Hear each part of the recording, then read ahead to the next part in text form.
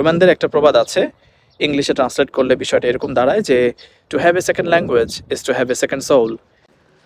Sweden থেকে যারা offer letter পেয়ে গেছেন তাদের সবাইকে কংগ্রাচুলেশনস। সো নেক্সট স্টেপগুলো খুবই ওয়াইজলি নিতে হবে আপনাদেরকে। আমি বেশ কিছু স্টেপ ধারাবাহিকভাবে আপনাদেরকে বলে দিচ্ছি, যাতে করে এই জার্নিটা, সুইডেনের জার্নিটা, হাই স্টাডি জার্নিটা হ্যাসেল ফ্রি হয় বা আপনারা কনভিনিয়েন্ট ওয়েতে করতে পারেন। ফার্স্টেই আমি যে কথাটা বলবো সেটা হচ্ছে যে আপনারা যে ইউনিভার্সিটিতে যেতে চাচ্ছেন সেই ইউনিভার্সিটিটার লোকেশন এবং ওই লোকেশানে হাউজিং ফ্যাসিলিটি, জব ফ্যাসিলিটি আসলে কীরকম কী আছে এগুলো নিয়ে এখন থেকে রিসার্চ করুন। আপনারা অনলাইনে এই বিষয়গুলো পেয়ে যাবেন। নাম্বার 2, এটা অফিসিয়ালি অ্যানাউন্সড যে অগাস্টের আগ পর্যন্ত বা অগাস্ট পর্যন্ত শুধুমাত্র স্টুডেন্টদের ফাইলটাই প্রসেস করা হবে। এখানে বেবি বা স্পাউস যদি থাকে তাদের ফাইলটা এখন প্রসেস করা যাচ্ছে না। সেই অনুযায়ী একজন সিঙ্গেল অ্যাপ্লিকেন্ট, শুধুমাত্র যিনি কিনা স্টুডেন্ট, উনি শুধুমাত্র সুইডেনে আগে যাবেন বা ওনার ফাইলটা আগে প্রসেস করা হবে। সেই অনুযায়ী আমি বলবো যে আপনারা সবাই প্রত্যেকেই মিনিমাম 1 বছরের টিউশন ফি এবং হচ্ছে 5-6 মাসের একটা অ্যাকোমোডেশন কস্ট, এটা আপনাকে ব্যাকআপ রেখে যেতে হবে অথবা সঙ্গে করে নিয়ে যেতে হবে। তাতে করে যেটা হবে আপনাদের জার্নিটা বা অ্যাব্রোড লাইফটা হ্যাসেল ফ্রি হবে এবং এটা কনভিনিয়েন্ট ওয়েতে আপনারা লিড করতে পারবেন ইনশাআল্লাহ। পরবর্তী যেটা কথা সেটা হচ্ছে যে ভিসা অ্যাপ্লিকেশন। সো ভিসা অ্যাপ্লিকেশনের সময় আপনারা জানেন ব্যাংক স্টেটমেন্ট এবং হচ্ছে যিনি কিনা স্পন্সর তার ডকুমেন্টগুলো যাতে ট্রান্সপারেন্ট থাকে এবং সেই অনুযায়ী আপনাদেরকে প্রিপারেশান নিতে হবে। সো কিপ ইন মাইন্ড যিনি কিনা স্পন্সর হচ্ছেন তার সেই ডকুমেন্টগুলো যেন অথেন্টিক হয় এবং এটা যেন ট্রান্সপারেন্ট থাকে।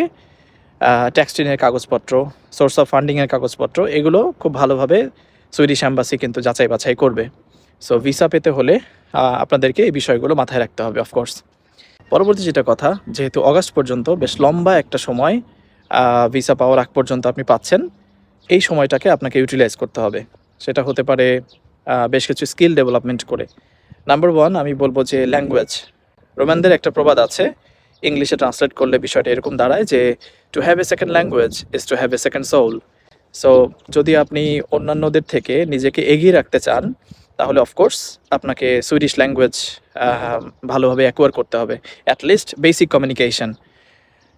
অন্যান্য অ্যাপ্লিকেন্ট থেকে বা অন্যান্য যারা কিনা আছে তাদের থেকে আপনি যদি এগিয়ে থাকতে চান, আপনি যদি নিজেকে এগিয়ে রাখতে চান, দেন অফকোর্স আপনি এই সময়টাকে কাজে লাগান। অনলাইনে বেশ কিছু চ্যানেল বা অনলাইনের থ্রুতে আপনি সুইডিশ ল্যাঙ্গুয়েজটা অ্যাকোয়ার করতে পারবেন, অ্যাটলিস্ট বেসিক কমিউনিকেশন যেগুলো থাকে আর কি।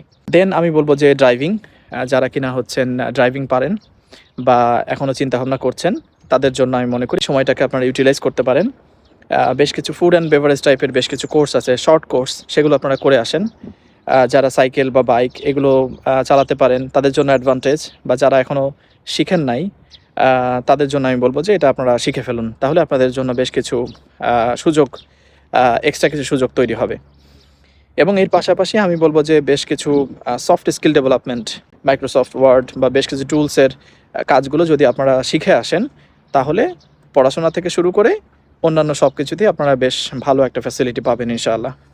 লাস্টলি আপনাদের যাদের স্পাউস বা বেবি আছে তাদেরকে ছাড়াই যেহেতু স্টুডেন্টকে চলে আসতে হবে, সো মেন্টালি এবং ফিজিক্যালি আপনাদেরকে স্ট্রং হতে হবে অনেক বেশি অফকোর্স।